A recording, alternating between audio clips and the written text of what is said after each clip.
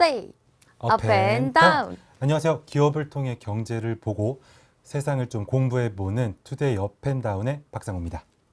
안녕하세요. 김하일입니다. 네, 하일님. 벌써 저희가 대본 보니까 30회 차던데 그니까요. 벌써 5월 중순에 접어들었고요. 오늘 좀 비가 옵니다. 올 때 진짜 비 많이 오고 또 바람도 많이 불더라고요. 그래요? 그래서 치마 다 젖고 진짜? 진짜 짜증났어요. 최악의 하루네. 네, 완전요. 그러니까 이제 비 그치면 다 또 30도 넘게 막 더워지고 막 그러겠죠? 그쵸. 근데 오늘은 대신 좀 춥더라고요, 사실. 오늘 좀 맞아, 쌀쌀했어. 바람도 많이 불어서. 자, 그래서 오늘 좀 약간 꾸리꾸리하지만 좀 산뜻하게 저희 또 업앤다운은 힘차게 좋아요. 출발해 보겠습니다. 네. 오늘도 다채로운 기업 얘기들 준비했는데 우선 어떤 아이템은요, 한 가지 질문을 하게 됐는데요. 이 회사가 여기 왜 있지? 이런 느낌? 그게 뭐예요? 우선 화장품 카테고리 안에 있는데 화장품을 안 만들고 건설 시장에 있는 회사인데 국내를 안 쳐다보고 또 게임 회사인데 한국에 없고 오늘은 좀 아리까리한 그런 내용입니다. 그것만 들으면 사실 좀 이상하게 들려요. 뭔가 왜요? 자기 업계인데 자기 거 안 하고 다른 거라는 느낌? 맞아요. 그래서 조금 그 전형적인 유형의 기업은 아닌 것 같고 같은 시장에서 누군 우물 밖을 보고 있고 또 누군 우물 안을 보고 있는 이런 수수께끼 같은 얘기 해보려고 합니다. 저 오늘 아이템 힌트 하나 듣긴 했거든요. 뭐죠? 마지막 두 개가 게임 회사 맞죠? 게임. 게임 좋아하십니까? 게임을 사실 휴대폰 게임밖에 안 하긴 해요. 뭐 휴대폰 게임 뭐 하신대요? 요즘에 한 건 아니긴 한데 아이러브 커피. 그런 게임 있어요? 그러니까 커피 만들고 카페 운영하고 이런 게임들. 예. 어쨌든 그런 게임, 하일린 게임 많이 안 하시는구나. 네. 아무튼 게임 회사 요새 잘 나가는 데도 있고 못 나가는 데도 있는데 한번 짚어보도록 하고요. 오늘 마지막 그 기업은 게임이니까요. 네. 거기까지 힘차게 달려보도록 하겠습니다. 네. 네, 그러면 첫 번째 기업부터 바로 출발합니다.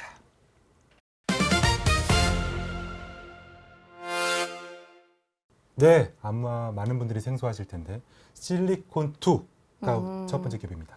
사실 저한테도 좀 생소하긴 하거든요. 처음 들어봤는데 이름만 들었을 때는 반도체 회사인가 이런 느낌도 들었던 것 같아요. 뭔가 왠지 모르게 그쵸? 하지만 아닙니다. K-뷰티 유통회사입니다. 근데 K-뷰티 유통회사 이름 같진 않아요, 사실. 맞아. 저도 준비하면서 찾아봤는데요. 창업 초기 이름이 그냥 굳어진 거고요. 실리콘밸리처럼 혁신적인 회사가 되겠다. 이렇게 창업을 했었는데 좀 다른 일을 하고 있습니다. K-뷰티 유통. 포부가 엄청 컸던 거네요. 그렇죠. 그럼 약간 올리브영 같은 느낌 맞을까요? 조금 비슷한데 다른 게요. 올리브영은 B2C죠. 소비자한테 직접 다가가는 기업이라면 그쵸. 실리콘2는 그 앞단계에 있습니다. 해외 유통사, 쇼핑몰, 오프라인 매장 같은 B2B. B2B가 뭡니까? B2B. 어. 제가 좋아하는 아이돌이 B2B. 잘 빠져나가는데. 이거 들을 때마다 맨날 좋아하는 아이돌만 생각하고 있어요. 그 B2B 가수 알죠? 그쵸. 그 배성재 아니다. 육성재. 배성재요? 제가 헷갈렸습니다. 아나운서. 육성재 있는. 맞아요. 그래서 B2B는 뭐냐고요? B2B는 제가 아는 건 아이돌밖에 없어서 정확하게는 모르겠어요. 비즈니스 투 비즈니스. 그러니까 회사가 회사를 상대로 거래하는 걸 B2B라고 하고요. B2C는 그럼 뭡니까? 비즈니스 투 컴퍼니? 땡. 아니, 사람. 그 사람 뭡니까? 코스튜머. 커스터머. 맞습니다. 그게 B2C와 B2B인데요. 쉽게 말하면 올리브영은 B2C. 실리콘 이름 뭐더라? 실리콘 뭐죠? 실리콘2. 실리콘2는 B2B. 이런 차이점이 있고요. 그래서 이 실리콘2는 세포라, 코스트코, 왓슨스 같은 글로벌 유통사들이 실리콘2의 대표적인 거래처입니다. 그럼 만약에 우리가 해외에서 K-뷰티 제품을 사면 그 뒤에 실리콘2가 있을 수도 있는 거네요. 그렇죠. 미국, 유럽, 동남아에서 K-뷰티 제품 엄청 팔잖아요. 그쵸. 아마 그 뒤에 실리콘2를 거친 물건일 가능성이 높습니다. 근데 저는 여기서 그럼 궁금한 게 생기는 게 어떤 걸 잘하는 회사인지가 솔직히 잘 모르겠어요. 뭐 화장품 회사들처럼 화장품 만드는 것도 아니고 뭐 올리브영 같은 느낌도 아닌 거잖아요. 그럼 어떤 걸 잘하는 거예요? 핵심적인 질문인데요. 이 회사가 잘하는 게 세 가지 있습니다. 첫 번째는 전 세계에 물류 허브가 있어요. 미국, 폴란드, 인도네시아, 두바이 직접 운영하는 창고들이 다 이런 거점 국가들에 있고요.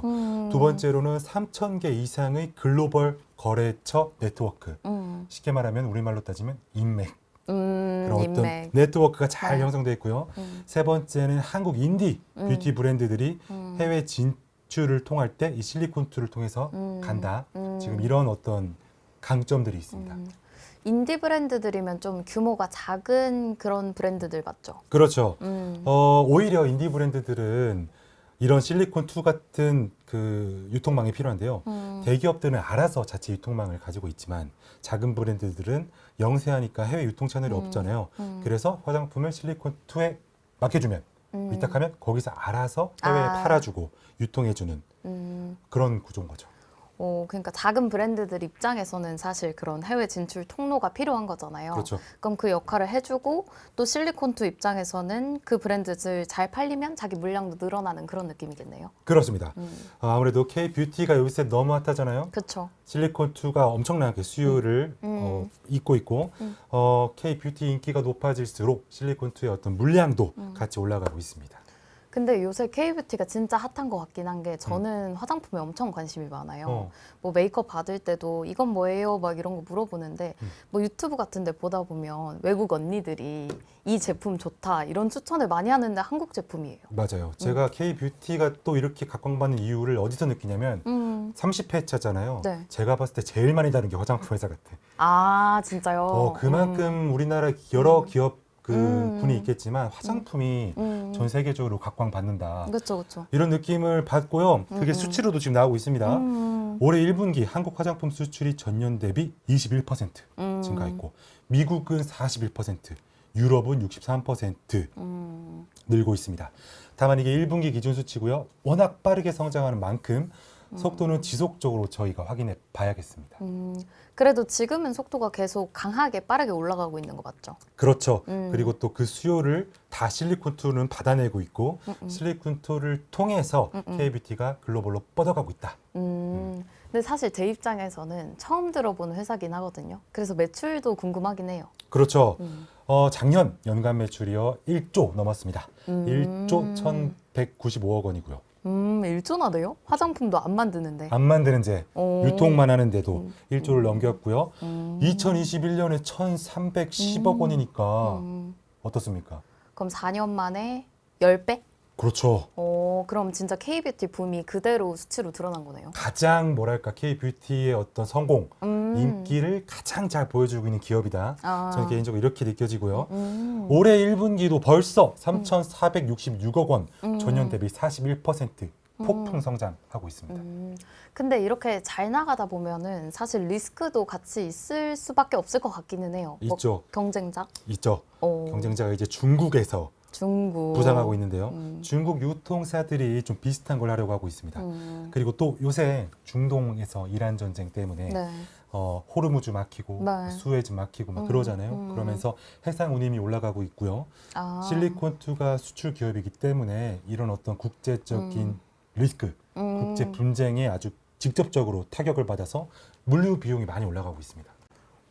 전쟁이 영향이 있을까 했는데 사실 전쟁 영향을 가장 먼저 맞아버렸겠네요. 그렇죠. 이런 유통기업, 무역 그럴 수밖에 없을 것 같아요.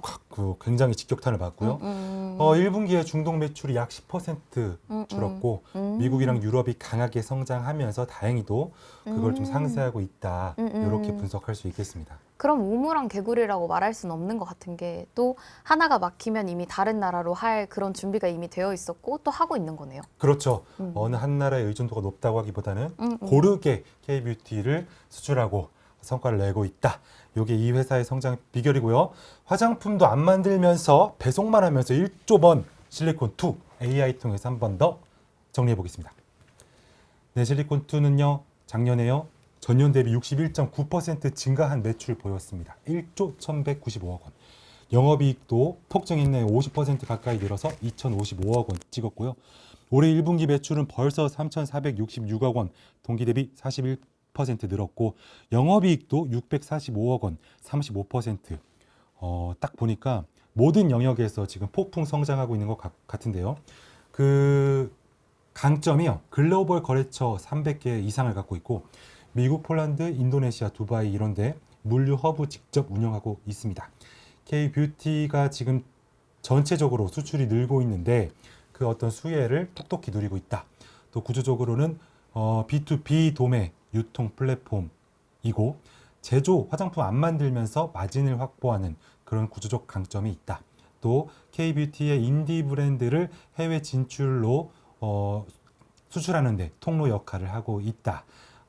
이런 상황이고요. 중동 해상 운임 상승이 리스크긴 하지만 전 세계에 골고루 거래처를 갖고 있어서 실리콘2에게는 크게 문제가 되지 않을 것 같습니다. 네, 이렇게 분석해 볼 수 있겠네요.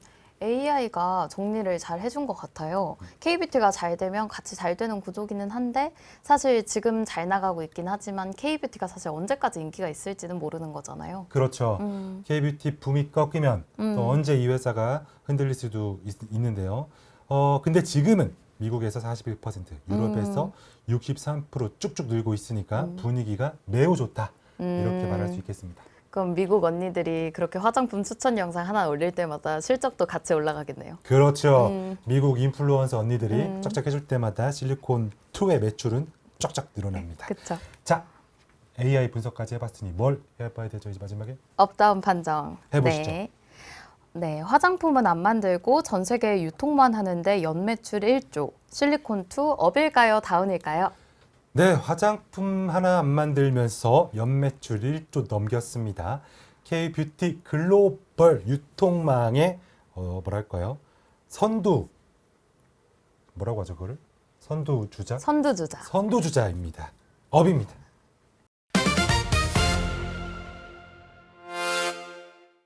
네, 두 번째 기업도 저에겐 생소한데 이 회사 이름이요 어려워요. 차 AI 헬스케어.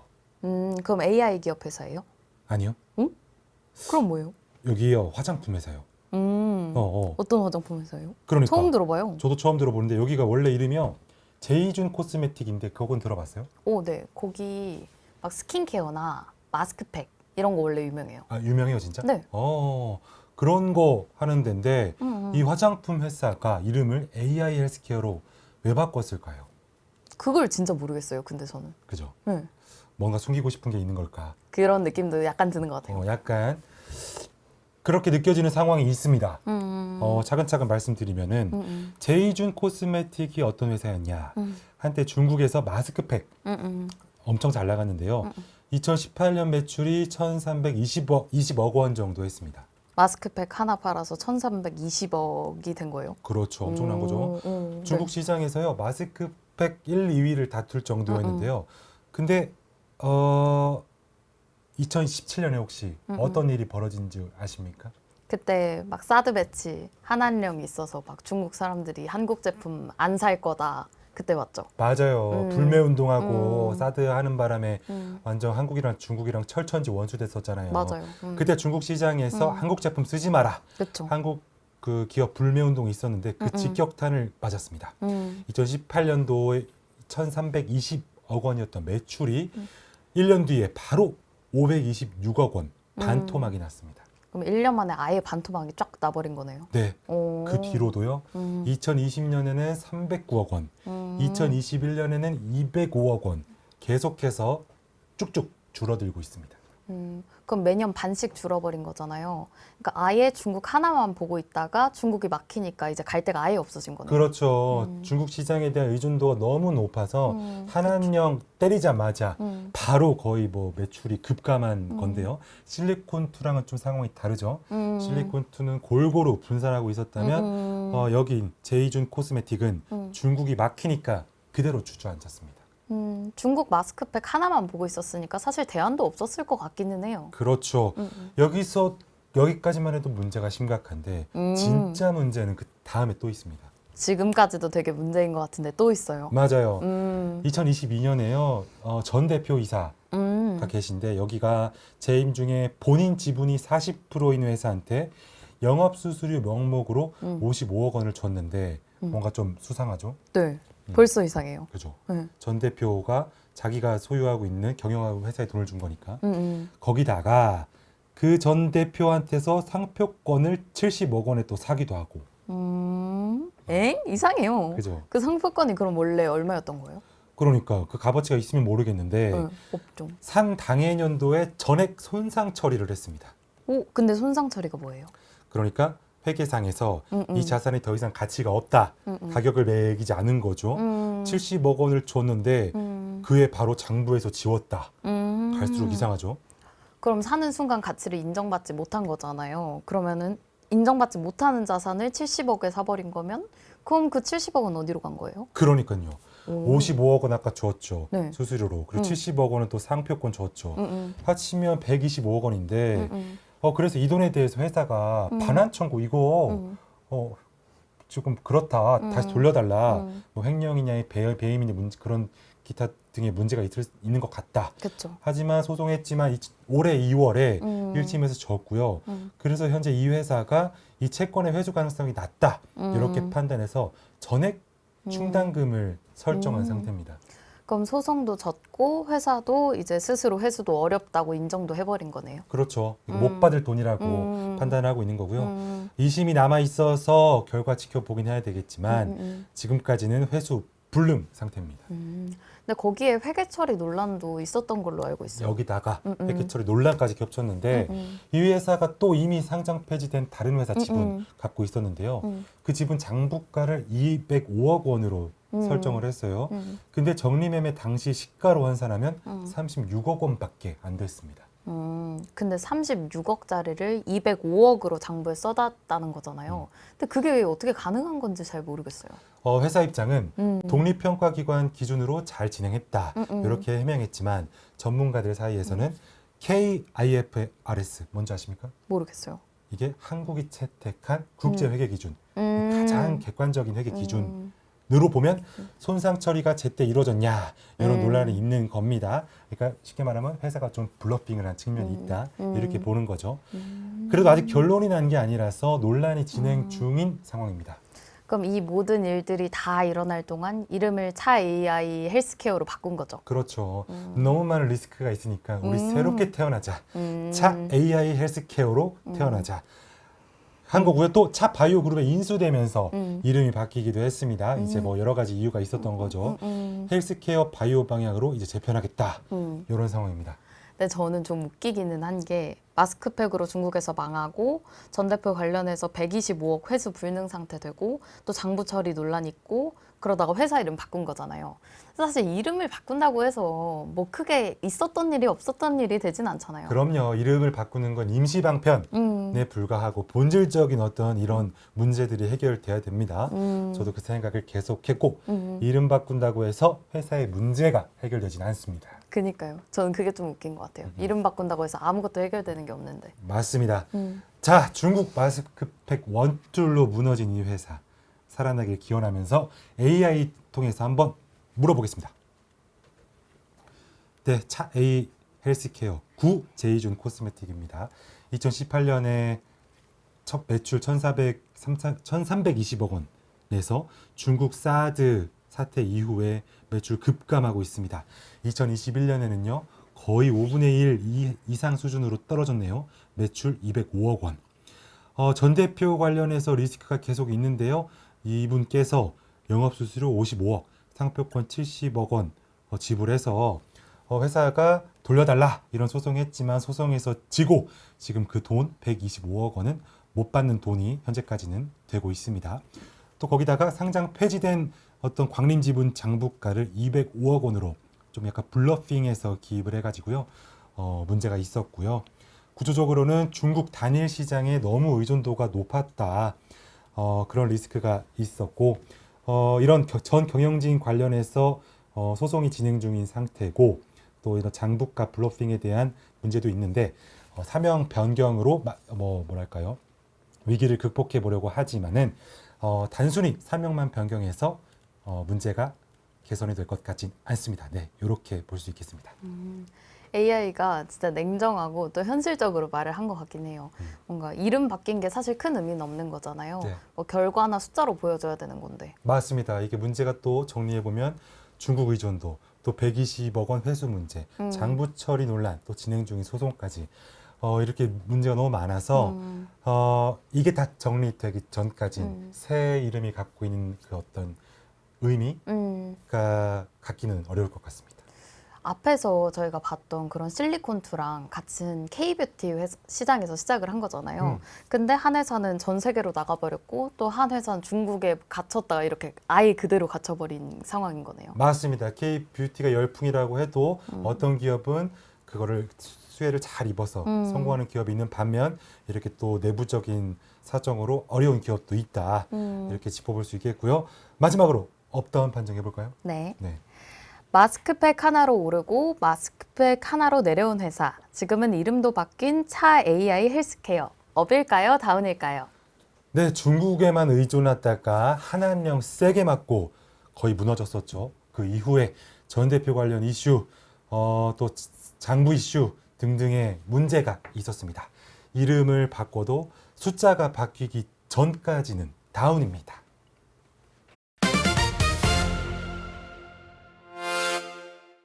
네, 화장품 회사에 이어서 이제 세 번째는 건설업 회사 얘기해 볼 텐데요. 세 번째 기업 대우건설입니다. 대우건설 푸르지오. 맞습니다. 푸르지오가 대표적인 그쵸? 대우건설 브랜드인데 아시네요? 당연하죠. 푸르지오 보면 옆에 써 있잖아요. 써 있어요? 네. 그렇구나. 근데 사실 요즘 건설사들이 되게 힘든 상황 아닌가요? 맞아요. 음. 부동산 막 문제 많고 맞아요. 미분양 요새 멋있게 지어도 음. 미분양 되고 부동산 PF 문제 프로젝트 파이낸싱인가 그 약자 같고 네. 하지만 부동산 건설 업계에서도 승승장구하는 기업이 있다고 하는데 대우건설은 어떨지 한번 얘기해 볼까요? 오, 네네. 네. 자, 이런 것 같습니다. 네. 국내 부동산이 막혔을 때 다른 곳에서 수익원을 창출할 수 있느냐 이게 건설업 기업들의 어떤 핵심 과제인데요. 네. 저희가 오늘 대우건설과 신세계건설 두 건설업을 비교해 볼 텐데 먼저 스포를 하자면 신세계건설은 국내만 봤고요. 네. 대우건설은 조금 달랐습니다. 오, 대우건설은 어디를 본 거예요? 밖을 봤는데요. 오. 대표적으로 중동과 원전을 봤습니다. 지금 몇 년 전부터 중동 전쟁이 그쵸. 계속 발발하면서 폐허가 됐잖아요. 맞아요. 그러면서 재건 수요가 기대 이상으로 커지고 있습니다. 아. 이라크, 사우디, 리비아 전후 복구 공사 발주 가능성이 계속 거론되는데 그걸 할 수 있는 회사가 많이 없대요. 대표적으로 거론되는 곳이 중동에서 일해본 경험이 있는 곳 대우건설입니다. 오, 근데 대우건설이 중동에서 일해본 경험이 있는 거예요? 그렇더라고요. 1970년대 중동에서 공사를 해봤고요. 50년 경험이 누적됐다고 합니다. 50년이면 사실 그런 걸 대우건설이 잘한다 이걸 모르는 사람이 없겠네요. 그러니까요. 그 과거의 레퍼런스가 지금 빛을 발하고 있고요. 현지 발주처들이 아는 회사한테 맡기잖아요. 그쵸. 우리도 뭐 이렇게 좋은 거 물건 팔거나 할 때는 아는 사람한테 팔아주고 싶지. 그쵸, 기왕이면. 대우건설이 그렇다고 합니다. 근데 요즘 K원전도 되게 핫하지 않나요? 뭐 맞아요. 체코 원전 이런 것도 되게 뉴스에서 많이 나오던데. K원전 잘하거든요. 우리나라가 여기저기 가서 그 한수원이라고 하죠. 이 기술력이 짱이라서 수주해오는데요. 대우건설이 또 원전 토목공사예요. 물론 대우건설이 원자로를 짓는 건 아닌데 원자로는 저 한수원, 수력 원자력이나 네. 두산 에너빌리티가 하지만 그 원자로 들어갈 건물 짓고 기초공사하는 건 건설사가 하는 건데 대우건설이 잘한다고 합니다. 근데 일반 건물 짓는 거랑 원전 건물 짓는 게 좀 다른 거죠. 엄청 다르죠. 원전은 위험하잖아요. 그쵸, 위험하죠. 원전은 사고 나거나 무너지면 아주 국가적 재앙 수준입니다. 그쵸. 그래서요, 그 원자로를 담는 경납 건물은요, 콘크리트 두께가 무려 1m. 콘크리트 두께가 그렇죠. 1m. 유해 물질 막 그런 거, 그 뭐야 후쿠시마 오염수처럼 그 오염수 그 방사능 그 성분이 나오면 안 방출되면 안 되니까 무려 1m 넘고요. 벽이 내부에서 사고 나도 방사능이 외부로 나오면 안 되니까 그 두께를 오차 없이 시공하는 기술이 엄청 대단한 기술인데 대우건설이 잘한다고 합니다. 그러면 K원전 수주 기대가 커질수록 대우건설 일감이 많이 들어오겠다 이런 기대도 같이 커지는 거네요. 그렇죠. 그래서 지금 회사가 건설업이 어렵지만 그 와중에 대우건설은 주목하는 이유입니다. 근데 또 작년에는 적자가 엄청나게 크다고 들었었는데 그럼 이번에 실적은 어떻게 됐어요? 그러니까 흑 적자 냈지만 저희가 내용을 봐야 됩니다. 네. 작년에 맞습니다. 영업 손실이요 거의 1조 원, 8,154억 원 났는데요. 2016년 이후에 10년 만에 연간 적자라고 합니다. 이라크, 싱가포르 해외 현장 원가 상승 때문에 또 국내 미분양 개손 5,550원까지 함께 터지면서 손실이 크게 발생했습니다. 그럼 10년 만에 적자인 건데 규모가 엄청 큰 거네요. 맞아요. 근데 이거를 빅베스라고 하는데요. 그런 거예요. 그러니까 뭐라고 말해야 될까요? 미리 안 좋은 어떤 악재들을 네. 먼저 다 반영해 놓는 거예요. 그러니까 네. 우리는 다 이거 반영해 놓고 새 출발하자. 지금부터는 돈 버는 일만 있다. 이런 느낌이라서 가끔 기업들이 이렇게 하긴 해요. 왜냐하면 악재가 그리고 안 좋은 비용 발생이 주기적으로 있다 보면은 시장에서 헷갈리거든요. 네. 지금 이 기업이 좋은 거야, 안 좋은 거야. 아, 근데 빅베스 일부러 한번 다 털어내고 오. 쭉 가면은 시장에서는 계속 좋은 일만 생기니까 주가도 그렇고 이 회사에 대한 어떤 기대가 계속 높아지는 건데 이 대우건설이 빅베스를 한 거죠. 향후 발생할 손실을 한꺼번에 재무제표에 선제적으로 다 털어냈고 아. 깨끗하게 출발하겠다 선언을 해서 이렇게 그 적자 규모가 컸습니다. 아, 그럼 적자 규모가 큰 게 앞으로 일어날 안 좋은 일들을 다 먼저 매 맞았다? 그렇죠. 이런 느낌으로. 매 먼저 맞았다. 그 표현이 맞겠다. 좋은 거예요? 이게 좋을 수도 있고 나쁠 수도 있고 왜냐면 때로는 감당이 안 될 수도 있거든요. 그쵸. 하지만 대우건설은 자신감이 있었나 봅니다. 바로 올해 1분기에 답이 나오고 있는데요. 영업이익이 2,556억 원이고요. 전년 동기 대비 거의 70% 증가했고 영업이익도 바로 2,000억 원대 회복해서요. 무려 14분기 만에 아주 좋은 영업이익을 냈습니다. 14분기면 3년 반 만인 거잖아요. 그럼 실적 발표 날 주가가 뛰었을까요? 맞습니다. 바로 당일 장중에 17%까지 급등을 했고 52주 신고가인 4만 350원 찍었습니다. 연초 주가가 3,740원이니까 800% 넘게 올랐습니다. 그럼 연초에 3,740원이었는데 갑자기 4만 원이 됐다는 거죠? 1년도 안 돼서. 그러니까요. 지금 대우건설 주가에는요. 해외 수주 기대감에 대한 부분이 상당히 많이 선반영이 되어 있다. 그래서 업계에서는 선반영이 되어 있다는 건 무슨 뜻인지 아십니까? 버블이기도 하고요. 이제는 떨어질 일만 남았다. 이런 우려 이미 최고점이다. 그렇게 볼 수도 있겠는데 앞으로 또 수주가 실제로 계속해서 따라와야지 주가가 유지되는 그런 상황입니다. 근데 저는 또 기대감이란 단어가 되게 무섭다고 생각을 하긴 하거든요. 왜냐면 사실 기대감이 있었는데 그게 충족이 되지 못하면 또 실망도 하고 또 주가도 같이 떨어진다는 거잖아요. 맞아요. 그렇게 지금 봐야 되는 상황이고 방향도 맞고 레퍼런스도 맞고 실적이 증명됐고요. 하지만 아직까지 수주가 전부 확정된 건 아니다. 이렇게 정리할 수 있겠습니다. 그래도 방향 자체는 맞는 것 같아요. 뭐 국내가 막히면 사실 밖을 봐야 될 수밖에 없잖아요. 맞습니다. 거기다가 작년에 지금까지 미리 맞아서 쌓인 거 다 털어냈고요. 올해 1분기에 14분기 만에 2천억 원대 회복했으니까 분위기는 괜찮은 대우건설 AI 통해서 한 번 더 물어보겠습니다. 네, 작년에 영업 손실 너무 컸죠. 8,154억 원. 10년 만에 연간 적자 냈고 원인으로는요. 이라크, 싱가포르 해외 현장 원가가 상승했고 국내 미분양 대손 5,500억 원. 이 대손은 뭐냐? 못 받는 돈. 쉽게 말해서 떼인 돈이라고 보면 됩니다. 5,500억 원 발생해서요. 근데 이거 다 빅베스로 처리했습니다. 그래서 올해는요. 1분기에 바로 영업이익 크게 냈고요. 2,550억 원대. 14분기 만에 2,000억 원대를 회복했습니다. 1분기 신규 수주 잔고는요. 3조를 넘고 총 수주 잔고가 50조 돌파했습니다. 주가는 계속 오르고 있는데요. 연초에 3,740원이었다가 장중에는요. 고가가 4만 350원까지 올랐습니다.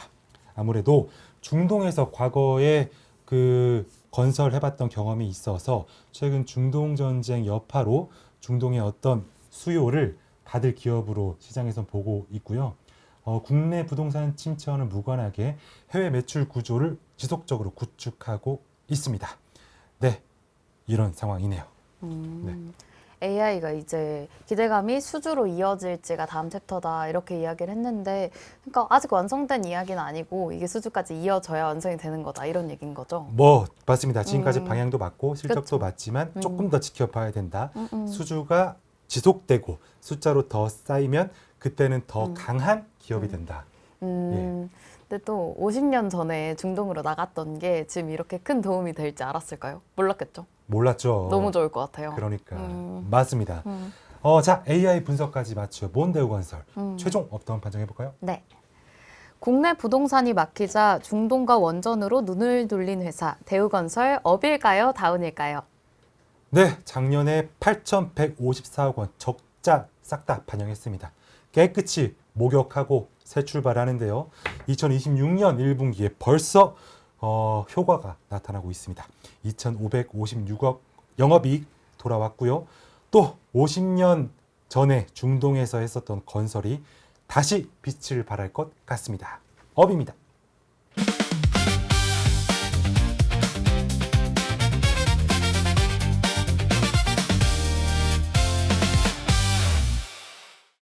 네, 아일님, 저희가 전반부 3개 기업, 화장품 기업 2개, 건설사 봤는데 어떠셨습니까? 저는 일단 실리콘2랑 차 AI 헬스케어 여기가 제일 기억에 남았는데 같은 K뷰티 시장에서 시작을 한 거잖아요. 근데 하나는 이제 전 세계로 뻗어 나갔고 하나는 이제 중국에 완전 갇혀버려서 끝난 건 아니지만 그런 느낌이고 어려워졌고 그래서 이게 좀 신기하다고 생각이 들었고 또 대우건설은 제일 신기하긴 했어요. 뭔가 그렇게 적자를 한 번에 이렇게 처리하는 게 되게 위험한 것 같은데 맞아. 근데 또 잘 되고 있다는 거잖아요. 그렇죠. 전략적인 선택이었는데 리스크가 있지만 그게 잘 통했다고 봐야 되겠죠. 너무 무서울 것 같아요. 자신감이 있으니까. 우리는 앞으로 이제 좋은 일만 있을 거다. 그런 자신감 때문에 야 미리 다 털어놔. 딱 다 정리하고 가. 그쵸. 저는 좀 무서울 것 같아요. 그러니까 하지만 과감하게 했고 그것들이 아직까지는 성공적이다. 자, 그 전반부의 이야기를 이어서 후반부 바로 건설사 얘기 또 해볼 거고요. 마지막으로 게임 회사까지 이어가 보도록 하겠습니다. 그러면 바로 네 번째 기업으로 출발합니다.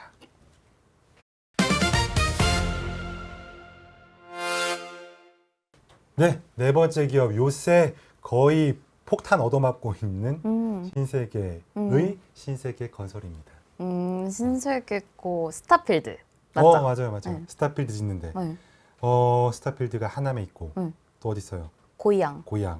여기도 있지 않나? 광화문에 스타필드 그것도 스타필드죠? 광화문요? 여기 스타필드 있어요? 아니에요? 맞대요 감독님이 뭐라고 했어요? 여기 있어요 스타필드? 최근에 수원에도 생겼고. 수원에도 있어요? 네. 오, 완전 많아요. 그러네. 저 스타필드 최근에도 엄마랑 가서 뭐 쇼핑하고 밥도 먹고 그래요? 자주 가는 것 같아요. 스타필드 너무 좋잖아요. 너무 재밌어요. 일단 이쁘고 예뻐요. 크고 핫한 데 많고 네. 진짜 사진 찍기 좋고. 맞아요. 하지만 그 스타필드 짓던 방식이 문제가 생겼습니다. 네? 스타필드요? 스타필드. 오, 어떻게 문제가 됐어요? 일단 스타필드는요 신세계가 직접 짓는 거라서 괜찮지만 문제는 외부 주택개발 사업. 신세계 건설이 아파트나 주거단지 개발 사업에 참여했는데 거기서 PF가 터졌습니다. 아까 나왔던 프로젝트 파이낸싱. 그렇죠. 건물 짓기 전에 그 건물 담보로 돈 빌리는 거죠. 그렇죠. 근데 부동산 시장이 침체되면서 요새 분양이 안 됩니다. 큰 문제인데 분양이 안 되면 대출을 못 갚고 그쵸. 그 부담을 신세계 건설이 지금 다 떠안고 있다. 그럼 채무 보증을 서줘 버린 거예요? 그렇죠. 개발 사업에 시공사로 참여하면서 일부 채무 보증이 걸려 있는데요. 그게 지금 부채로 돌아오고 있습니다. 그럼 그 규모는 어느 정도 돼요? 영업 손실 추이를 보면은요. 2020년에 120억 마이너스죠. 다 마이너스입니다. 네. 2023년에 1,935억, 24년에 1,341억, 작년에 1,984억, 4년 연속 1,000억 넘게 적자를 보고 있고 작년 매출이 약 1조 원인데 적자가 2천억 가까이 나오고 있습니다. 그럼 4년 연속 계속 적자가 이어지면 진짜 큰 문제 아니에요? 맞습니다. 더 충격적인 수치가 있는데요. 매출 원가율이 100.1%입니다. 매출 원가율이 뭐예요? 그러니까 물건을 파는데 드는 원가가 매출보다 많다. 잘 봐요. 제가 지금 커피 마시고 있는데요. 네. 이 커피 제가 만드는데 2,500원 들었어요. 근데 가격이 2,000원인 거야. 아, 그럼 계속 커피를 팔수록 적자인 거. 500원 적자 나는 거죠. 네. 그게 바로 매출 원가율인데요. 지금 신세계건설이 지금 그런 아주 구조적인 그 위기를 겪고 있고, 쉽게 말하면 공사해서 돈 받았는데 재료비랑 인건비만 내도 이미 적자인 상황입니다. 그럼 진짜 공사를 할수록 계속 적자가 나는 거니까 뭐 아까 커피로 치면 커피 팔수록 계속 적자. 안 파는 게 나은 거네요. 그렇죠. 거기다가 판관비까지 판매 관리비 줄임말입니다. 네. 판관비까지 더하면은 이 손실 구조가 훨씬 커지는 거죠.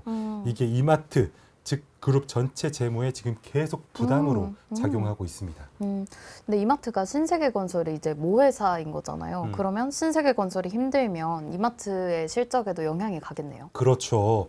그래서요, 이마트가 올해 1분기 실적이 14년 만에 최대치를 찍었는데도 시장에서 완전한 환호를 받지 못하는 이유가 바로 이 불효자 신세계건설 때문입니다. 그러면 난 잘하고 있는데 계열사가 이제 발목을 잡고 있으니까 네. 사실 조금 억울할 것 같아요. 이마트는요, 네. 근데 억울할 것도 아닌 게요. 이마트가 여러 회사의 최대 주주거든요. 이 신세계건설도 주주로 있지만 네. 요새 핫한 스타벅스 코리아의 최대 주주도 이마트입니다. 그래요. 어, 몰랐어요. 몰랐구나. 오, 불효자들이 이렇게 많은 거예요. 너무 많네요. 제가 속썩이고 얘가 속썩이고. 어, 아무튼 이마트가 이렇게 힘든데요. 이마트의 최대 주주는 누군지 아십니까? 이마트 최대 주주. 어. 방금 아니, 이마트의 최대 주주. 이마트 최대 주주. 지금 말한 건 신세계건설과 스타벅스 코리아의 최대 주주가 이마트라고 한 거고, 이마트도 누군가가 지분을 갖고 있을 거 아니에요? 그쵸? 맞춰보세요. 이마트? 어. 이마트 위에? 음. 모르겠어요. 정용진 정용진 회장이 개인으로 제가 알기로 10% 넘게 그래요? 지분을 갖고 있고. 개인이요? 그렇죠. 이런 거죠. 그러니까 정용진 회장이 이마트를 갖고 있고, 이마트가 신세계 뭐 푸드, 스타벅스 코리아, 그리고 신세계 건설, 신세계 INC 쭉을 갖고 있는데요. 이 이마트는 잘하고 있는데 이 밑에 회사들이 다 속썩이고 다 지금 못하고 있다. 아무튼 정용진 회장도 못하고 있고. 개인이구나. 네, 그런 사람이고요. 어쨌든 신세계 건설의 강점은 이제 해외는 잘 못하고요. 그룹 내의 건물을 잘합니다. 신세계 백화점, 이마트, 스타필드 그런 공사만 잘하고요. 해외 수주 경험이나 레퍼런스는 잘 없습니다. 대우건설과 다르게.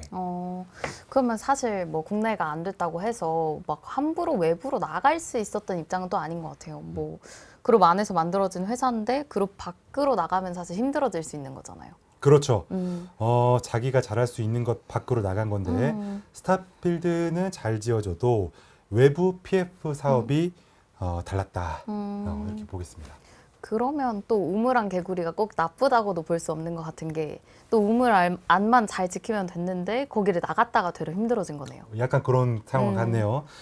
그룹 내 공사는 안정적인데 외부 부동산 개발이 발목을 잡은 신세계 건설 이마트를 속썩이고 있는데 이마트와 정용진 회장은 전 국민을 속썩이고 있죠. AI 통해서 분석해 보겠습니다. 네, 신세계 건설 영업 손실 보면은요. 맨날 적자인데요. 2022년에 120억 적자, 2023년에 1935억 적자, 2024년에 1341억 적자, 작년에 1984억 원 적자 됐습니다. 작년 3분기 누적 매출 원가율이요 100%를 넘겼습니다. 이 말씀은 즉슨 팔아도 손해, 팔을수록 손해인 상황이다 이렇고요. 이마트 연결 실적에 엄청나게 부정적인 영향을 지속적으로 주고 있습니다. 구조적으로는요. 그룹 내 건물만 잘 짓는다. 해외 수주 레퍼런스가 없고 외부 PF 사업은 진출에 실패를 했다. 더군다나 한국 부동산 시장의 침체가 직격 어떤 피해를 입고 있다. 또 공사 원가 상승으로 인한 수익성 이중 압박도 있다. 네, 이렇게 여러모로 좋지 않은 상황입니다. 네, AI가 이제 정확히 본 것 같아요. 또 이제 그룹 안이랑 그룹 밖에서의 상황이 완전 달랐던 건데 또 자기 강점 벗어나는 순간 바로 약해진 거잖아요. 그렇죠. 또 이게 근데 신세계 건설만의 문제는 아니고 비슷한 구조로 힘든 중견 건설사들이 많은데요. 부동산 PF 문제가 올해 해도 아직도 여전히 이어지고 있다고 합니다. 근데 저는 스타필드를 사실 자주 가는데 가서 사진 찍는 거 엄청 좋아하거든요. 건물 너무 예쁘잖아요. 네. 그래서 이렇게 좋은 거 짓는데 이렇게 한다 하니까 조금 아쉽기도 한 것 같아요. 아쉽죠. 네. 스타필드 사실 나도 되게 좋아해요. 너무 예뻐요. 스타필드는 자주 가시고요. 하지만 스타필드 안에 있는 스타벅스는 네. 당분간 좀 가지 마십시오. 네. 그러는 게 나을 것 같아요. 농담이고요. 자, 마지막으로 업다운 판정 해볼까요? 네. 네, 스타필드는 잘 지었는데 그 밖으로 나갔다가 힘들어진 회사 신세계건설. 업일까요? 다운일까요? 네, 4년 연속 아까 제가 쭉 읊어드렸는데요. 막 1,000억, 2,000억 막 적자 내고 있습니다. 원가율이 100% 넘겨서요. 뭐랄까요. 공사하기 싫은데 억지로 해야 되는 그런 우픈 상황이고요. 이마트 그룹의 재무 부담이 됐고요. 무엇보다 신세계 그룹이 지금 뭐랄까요. 국민적으로 좀 지탄을 받고 있습니다. 여러모로 다운입니다.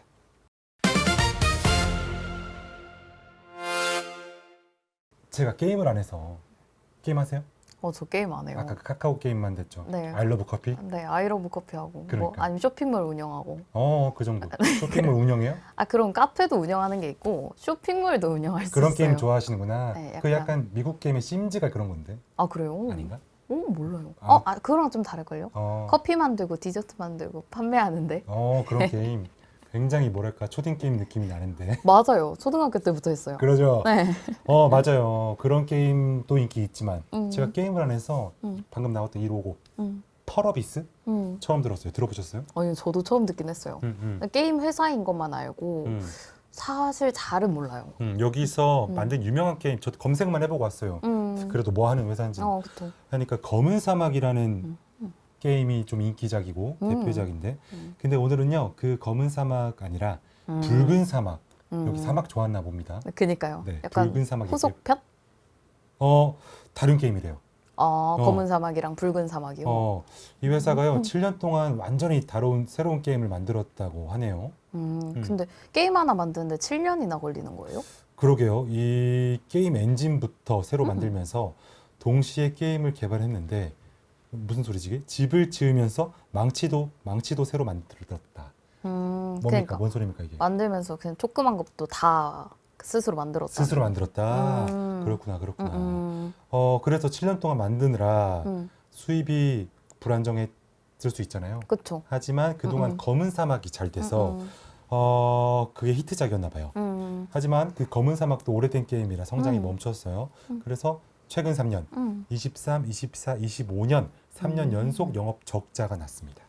3년 연속 적자면 투자자들 입장에서는 좀 불안하기도 하고 짜증났을 것 같아요. 그랬죠. 네. 증권가에서는요, 이 회사를 양치기 소년이라고 불렀다고 해요. 붉은 사막 나온다고 몇 년 전부터 떠들어댔는데 미루다가 공식으로 2번 연기했는데 업계에서 비공식 지원까지 합산하면 5번에서 6번 미뤘다 이렇게 하고 있습니다. 근데 양치기 소년이라는 표현이 너무 웃긴 것 같아요. 나온다 해서 그래 했는데 안 나와서 또 이번엔 나오나 하다 이제는 점점 기대도 안 하게 되는 그런 느낌인 거잖아요. 그렇죠. 많은 사람들이 그랬고요. 실제로 주가도 떨어졌습니다. 그럼 결국에는 나온 거죠. 그렇게 미루다가 올해 3월 20일에 나왔는데요. 글로벌 동시 출시했습니다. 그럼 한국이랑 해외가 동시에 나온 거예요? 그렇죠. 이 붉은 사막은요. 처음부터 한국 시장을 겨냥한 게임이 아니라요. 이 게임을 개발할 때 대표가 뭐랬냐면 국내보다 해외, 특히 콘솔 게이머들. 콘솔이 뭔지 아세요? 그 거대하게 게임하는 거. 거대하게? TV에 해놓고 그렇지. 영화에서 봤어요. 맞아. 그게 콘솔 게임이죠. 맞아요. 플레이스테이션 이런 거. 봤어요. 그리고 뭐 엑스박스. 엑스박스. 그런 콘솔 게이머들을 겨냥하고 만들었다. 이렇게 하면서 출시했습니다. 근데 사실 그게 한국 게임에서 흔치는 않은 걸로 알고 있는데 근데 그게 얼마나 드문 거예요? 글로벌로 이렇게 출시를 하는 게? 한국 게임사 최초고요. 트리플 A급 싱글 오픈월드 콘솔 게임. 어렵다. 트리플 A? 그게 뭐예요? 블록버스터 영화처럼 엄청난 예산과 기술력으로 들어가는 게임인데요. 위쳐 알아요? 위쳐 유명한데 이거. 아니요. 위쳐는 아는 게 이거 없어요. 드라마 거예요. 근데 게임 원작일 거라마. 게임 원작으로 엄청 장대한 서사를 가진 약간 반지의 제왕 같은 느낌의 그게 게임이자 영화인데요. 이 위쳐 또 젤다 같은 급의 게임이라고 하고 한국은 그걸 만들 수 없다 이렇게 시장에서 전망했었는데 그걸 깨버린 거죠. 만들 수 없다고 생각했는데 완전히 그걸 깨고 성공한 거예요. 성공 지켜보긴 해야 됩니다. 처음엔 혹평이 나왔는데 출시 직후 조작이 불편하다 뭐 이런 리뷰들이 나온 거예요. 근데 그래서 이 회사가 그래? 하고서 이를 갈더니 한 달 동안 18번이나 패치했습니다. 한 달에 18번이면 거의 막 이틀? 이틀에 한 번꼴로 계속 업데이트한 거네요. 그렇죠. 그렇게 분위기를 바꿔가면서 이용자들이 불편한 점을 개선해 나간 거죠. 스팀에서 복합적 평가에서 게임 약간 리뷰 사이트인가 봐요. 처음에는 복합적, 뭔가 잘 모르겠다 이런 평가였지만 지금은 매우 긍정적으로 바뀌었고 판매량이 터졌습니다. 그럼 엄청 많이 팔렸겠네요. 네, 출시 첫날에 200만 장, 26일 만에 500만 장 팔렸습니다. 근데 얼마예요? 한 장에? 한 장에? 네. 한 장에 해외 정가가 네. 69.99달러. 하나로 한 사람이 요새 환율도 높죠? 네. 10만 원 넘습니다. 오, 그러면 10만 원인데 500만 장이면 5천억 원? 그렇죠. 엄청 비싼데요. 그게 1분기 실적에 고스란히 반영되고 있습니다. 올해 1분기 매출이 3,285억 원이고요. 영업이익이 2,121억 원입니다. 2,121억이면 전년 대비 얼마나 오른 거예요? 와, 전년 대비 2,585% 증가했습니다. 2,585배. 숫자만 해도 너무 당황스러운데 너무 커서요. 오, 그러면 25배 넘게 이제 확 뛰어버린 거네요. 그렇죠. 7년 동안 뭐 출시한다 했지만 안 하다가 7년 만에 빵 터뜨리니까 사람들이 양치기 소년이 아니었다 하면서 다 사서 궁금해가지고 다 사본 것 같습니다. 그러면 3년 동안 계속 적자다가 한 번에 2,121억의 수익을 내버린 거네요. 그렇죠. 오, 신기하다. 거기다가 매출 비중이 한국은 6%밖에 안 돼요. 아. 무려 94%가 해외 매출이고 북미 유럽만 81%입니다. 그럼 완전 그냥 글로벌 게임인 거네요. 그렇죠. 우물 밖으로 나간 건데요. 한국 시장이 아니라 처음부터 글로벌 콘솔 시장을 목표로 7년 버텼고 그게 통하고 있습니다. 근데 전 또 궁금한 게 뭐 기다리면서 적자인 회사에 계속 있었던 직원들도 있는 거잖아요. 전 또 그 사람들도 대단하다는 생각이 드는 게 좀 미래가 없지 않나 해서 나갈 것 같아요. 저 같으면. 맞아. 그게 이 회사의 특이한 점이라고 하는데요. 기획자보다 개발자가 더 권한이 많다고 해요. 여기 김대일 의장이 기술자가 기획자 위에 서야 한다. 이런 철학이 있어서 그런 철학 때문에 임직원들이 좀 버틸 수 있지 않았나 그런 생각이 듭니다. 오, 근데 되게 멋있네요. 멋있죠. 그러면 개발자 중심 회사에서 개발자들이 7년 동안 자기가 만들고 싶은 회사, 네. 그 게임 만든 거네요. 네, 맞습니다. 7년 동안 양치기 소년이라는 조롱을 받았던 이 회사 AI 통해서 다시 짚어보겠습니다. 네, 저는 처음 들어봤습니다. 펄어비스. 올해 1분기 매출이요 3,285억 원. 야, 영업이익이요 무려 2,584% 늘어서 2,121억 원. 드디어 일 냈습니다. 해외에서 인기 많은데요. 해외 매출 비중이 94%, 북미와 유럽에서만 81%입니다. 기대를 모았던 붉은 사막이 올해 3월 20일 날 글로벌 출시했고요. 첫날에만 200만 장. 입소문이 퍼지면서 26일 만에 500만 장 팔렸습니다. 23, 24, 25년까지 3년 연속 영업 적자 내다가요. 26년 4년 만에 흑자 전환했고요. 확실시가 되고요.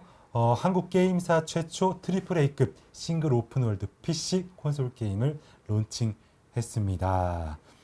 네, 자체 개발 블랙 스페이스 엔진이 기술력 검증이 완료가 됐고요. 출시 초기에 약간의 혹평이 있었지만 빠르게 패치로 대응하면서 반전에 성공했고 지금은 좋은 입소문이 퍼지고 있는 것 같습니다. 앞으로가 더 기대되는 펄어비스였습니다. 7년 적자가 사실 비용이 아니라 투자였던 거잖아요. 뭐 지금 결과가 나왔으니까 근거 있는 말이었던 거고. 그렇죠. 투자였고 하지만 앞으로의 리스크도 있는데 패키지 게임은 나올 때 확 팔리고 그 다음에 좀 주춤하는데 물 들어올 때 놓쳐야 되는 거죠. 그쵸. 지금 200만 장 찍고 500만 장까지 했는데 좋다고 쉬어 있는 게 아니라 더 팔아서 1000만 장, 2000만 장까지 팔아야 되는 펄어비스고요. DLC나 다음 게임 나올 때까지 그 공백을 어떻게 관리하느냐가 마지막 남은 리스크겠습니다. 다음 게임 이름은 도깨비라고 들었어요. 정말? 네. 너무 괜찮지 않아요? 괜찮다고요? 이름? 네. 불안불안한데. 드라마도 잘 됐는데 좋습니다. 게임도 잘 되겠죠. 맞아, 해외에서 네. 인기 있을 것 같아요. 네. 네, 자 양치기 소년 펄어비스 업다운 판정해 보시죠. 네. 네. 7년 만에 꺼낸 카드로 글로벌을 뒤집은 회사 펄어비스. 업일까요? 다운일까요? 네, 검은 사막밖에 없어서 붉은 사막 출시한다고 했는데 맨날 지연해서 양치기 소녀 놀림 받았습니다. 하지만 7년 만에 꺼내든 붉은 사막, 지금 글로벌 어떤 인기를 누리고 있습니다. 26일 만에 500만 장 팔렸고요.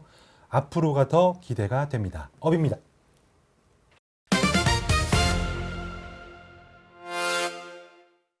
네, 마지막 카카오 게임즈입니다. 네. 음. 저 카카오 게임즈 진짜 많이 했어요. 뭐 뭐 그 카카오 캐릭터들이 차 타고 달리는 게임 같은 것도 그런 있어요. 게 있어요? 네. 카트라이드 같은 거예요? 카트라이더의 약간 카카오 버전 어. 같은 건데 그래서 귀여운 차를 타고 달려요. 게임 안 좋아하신다면서 게임 엄청 좋아하시네요. 근데 다 카카오예요. 그래요? 신기한 게. 그 알러브 커피도? 네. 오.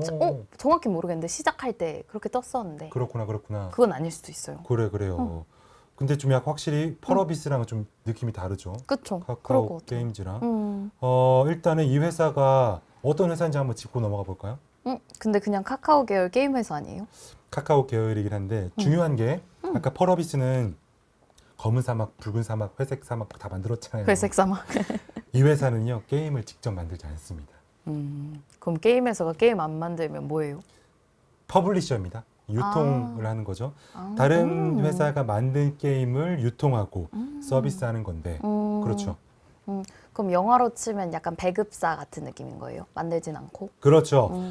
개발사가 만들면 카카오 게임즈가 마케팅하고 유통하고 서비스해주는 그런 느낌입니다. 근데 그럼 사실 좋은 게임들을 가지고 오면 되는 거 아니에요? 음. 힘들 이유를 잘 모르겠는데요. 근데 작년에 여기서 가디스 오더라는 게임을 퍼블리싱 했는데 출시 40일 만에 개발사가 파산 절차를 밟았다고 하네요. 40일 만에요. 오, 너무 짧아요. 개발사 픽셀 트라이브가 자금난이 있었는데요. 출시 직후 매출이 기대에 못 미치자 버티지 못했습니다. 그러면 카카오 게임즈는 어떻게 된 거예요? 개발사가 없어지니까 업데이트가 안 되는 거죠. 그 그러면 이미 결제한 유저들한테 환불을 해줘야 되는데 그 돈을 바로 이 퍼블리셔인 카카오 게임즈가 되는 거죠. 모든 도의적 책임을 지겠다 이러면서.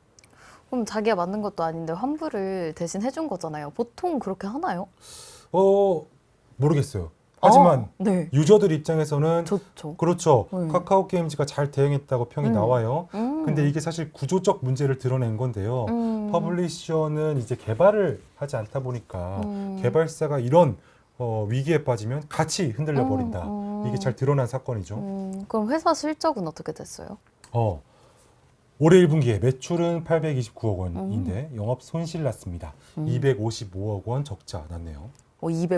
손실이 255억 원이요? 네, 그것도 6분기 연속 적자입니다. 그럼 1년 반 동안 계속 적자가 난 거네요. 네, 맞습니다. 오. 모바일 게임 매출이 전년 대비 43%나 감소했고요. 근데 왜 이렇게 계속 줄어드는 거예요? 기존에 갖고 있었던 게임들이 인기가 식었는데 새로운 게임이 없는 거예요. 퍼블리셔 구조의 약점입니다. 근데 저도 예전 게임만 하긴 하거든요. 그래요? 요즘에 새 게임 하려고 해도 할 게 없긴 해요. 알러브 커피 계속 하시는구나. 그래서 주기적으로 깔아요. 그래요? 네, 할 게임이 없어서. 새로운 게임이 없으니까. 네. 그러니까 예전에는 카카오톡 게임 추천 나오면 사람들이 막 설치하고 했는데 맞아요. 지금은 글로벌 게임들 너무 많아서 카톡 추천만으로는 안 되네요. 그럼 펄어비스랑 이제 진짜 결정적인 차이가 펄어비스는 게임을 직접 만들잖아요. 그러면 7년 걸려도 내 거 나오면 내 매출 되는데 뭐 카카오 게임즈는 남의 것이 나와야지 이제 그제서야 제 매출이 생기는 거잖아요. 그렇죠. 카카오 게임즈의 구조적 한계입니다. 국내 플랫폼의 기대이기 때문에 이런 구조로는 글로벌 게임 시장에서 아주 경쟁력이 약하다. 그러면 카카오가 한국이라는 성 안에선 강한데 이제 성 밖에 나가는 순간 좀 그런 거죠. 그렇죠. 펄어비스는 한국 시장을 안 보고 글로벌로 나갔는데 카카오 게임즈는 그저 카카오에 머물러 있는 거죠. 완전 우물안 개구리. 입니다. 네, 물론 그 카카오 게임즈도 변화를 준비하고 있긴 해요. 하반기에 오딘 큐, 크로노 오디세이 같은 신작들이 예정돼 있습니다. 그럼 그게 성공하면 상황이 달라질 수 있는 거예요? 달라질 수 있죠. 근데 그 신작들 기다리는 동안 지금 이 시간이 제일 힘든 구간이다. 그렇습니다. 그러면 사람들이 이제 지금이 제일 바닥이길 계속 바라고 있겠네요. 그렇게 바라는 거죠. 투자자들의 판단인데요. 카카오 플랫폼의 기대다. 한계에 빠진 카카오 게임즈. 마지막으로 AI 통해 분석해 보시죠. 네, 카카오 게임즈가요. 올해 1분기 매출이 829억 원, 전년 대비 30% 이상 빠졌고 영업 손실은 255억 원, 적자 폭이요 거의 2배로 확대가 되고 있습니다. 모바일 게임 매출이 43% 줄어서 550억 원인데 6분기 연속 영업 적자입니다. 그 가딕스 오더라는 게임 퍼블리싱 했는데요. 여기 개발사가 40일 만에 파산 절차 밟으면서요. 카카오 게임즈가 대신 환불 처리를 해줬다고 합니다. 이런 구조적인 문제 갖고 있고요. 자체 개발력이 없어서 개발사에 의존하고 있다. 또 신작에 대한 공백이 발생할 시 매출이 하락으로 직결된다. 이런 상황입니다. 카카오 플랫폼의 의존도가 높아서 국내 중심 유저 기반이고요. 글로벌 경쟁력이 부족합니다. 자체 IP가 없는 것도 리스크의 요인입니다. 하반기에 여러 신작들 나오는데요. 한번 저희가 지켜봐야겠습니다. 확실히 그 팔 게임이 없어졌다는 게 퍼블리셔 입장에서는 진짜 제일 무서운 거잖아요. 그렇죠. 맞습니다. 하반기 신작이 얼마나 중요한지 여기 나오는데요. 오딘 큐 흥행하면 카카오 게임즈 얘기 달라집니다. 지금 이 순간은 그걸 거기에 한번 베팅을 해봐야겠습니다. 근데 확실히 방금 두 기업 차이가 되게 선명하게 느껴지는 것 같은 게 네.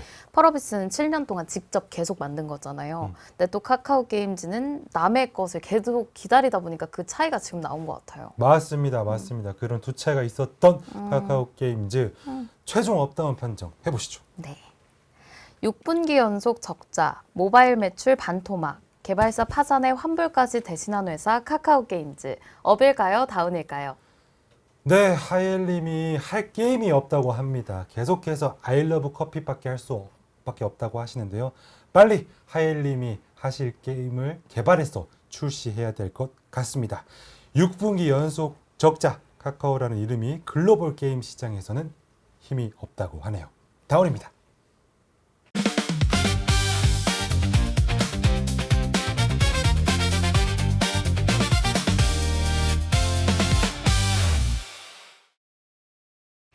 자, 오늘 기업 얘기 한번 정리 한번 해볼까요? 네. 네. 자, 업부터 가보겠습니다. 자, 실리콘2 화장품 하나 안 만들고 연매출 1조나 넘겼습니다. K뷰티 유통망을 전 세계에 직접 깔았습니다. 다음으로 대우건설 2025년 8천억 적자를 먼저 털어버렸고 1분기 14분기 만에 2천억대 영업이익으로 돌아왔습니다. 50년 중동 레퍼런스의 K원전까지 있고요. 마지막으로 펄어비스 7년 동안 직접 만든 게임 하나로 글로벌을 뒤집었습니다. 해외 매출 94% 올라갔고요. 업 세 곳이었습니다. 네, 반면에 다우는요. 차 AI 헬스케어, 예전에 제이준 코스메틱이라는 곳이었죠. 중국의 의존도 너무 높아서요. 한한령 맞고 거의 무너졌는데 거기다가 전 대표 관련 어떤 이슈들이 너무 많습니다. 125억 원은 못 받는 돈이 될 것 같습니다. 다운이었고요. 신세계건설 4년 연속 적자에 원가율이 100%를 넘기는 우픈 상황까지 직면했습니다. 이마트 그룹의 재무 부담을 계속 주고 있습니다. 다운입니다. 마지막으로 카카오 게임즈는요. 팔 게임이 없습니다. 6분기 연속 계속 적자인데요. 새로운 게임이 출시되려면은 아직 좀 더 남은 것 같습니다. 다운이 이렇게 세 곳이었습니다. 저는 오늘 마지막 두 기업이 계속 기억에 남을 것 같아요. 펄어비스랑 카카오 게임즈였는데 둘 다 게임 업계잖아요. 근데 펄어비스는 7년 동안 직접 만들어서 글로벌로 나갔고 지금 잘 되고 있고 또 카카오 게임즈는 국내 플랫폼에 계속 기대다가 같이 흔들려 버린 거잖아요. 맞습니다. 항상 저희가 그런 공통점을 발견하죠. 같은 업계 다른 결과, 다른 숫자인데요. 실리콘2 vs 차 AI 헬스케어였고 대우건설 대 신세계건설, 마지막은 펄어비스 대 카카오게임까지 어떤 기업이 잘하고 어떤 기업이 아쉬운지 저희가 한번 볼 수 있었습니다. 근데 진짜 다 공통점이 느껴지긴 했던 게 진짜 빨리 바꾸거나 오래 준비했거나 처음부터 다르게 봤거나 다 뭔가를 먼저 한 것 같아요. 맞습니다. 어쨌든 뭔가를 먼저 해야 됩니다. 그쵸. 기업은 해야지 안 하면은 안 됩니다. 자, 기업 이야기가 사실 우리네 인생 이야기인데요. 다음에도 그런 비슷한 이야기들 갖고 돌아오도록 하겠습니다. 그러면은 저희 업앤다운은 여기서 마치는 것으로 하고요. 지금까지 박상욱 김하일이었습니다. Today, up Up and and down.